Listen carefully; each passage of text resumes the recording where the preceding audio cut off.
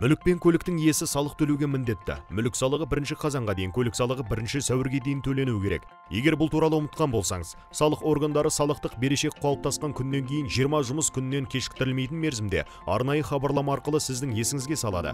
Берешек сомалары борышкерлерге Каспий банк және Халық банкі мобильді қосымшалары арқылы пуш хабарламалар түрінде жіберіледі. Хабарлама алғаннан кейін 30 күннің ішінде салықтық берешегіңізді төлемесеңіз, жеке сот орындаушыларына салық бойынша берешекті өндіріп алу үшін салықтық бұйрық жолданады.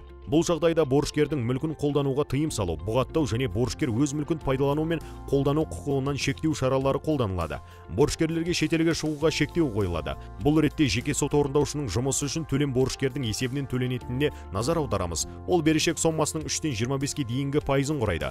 Берешек туралы мәліметтерді е-салық азамат мобильді қосымшасында egov.kz сайтында, сондай-ақ екінші деңгейдегі банктердің қосымшасында көруге болады. Ақшаңыз бен уақытыңызды үнемдеп салықтарды уақытында төлеңіз.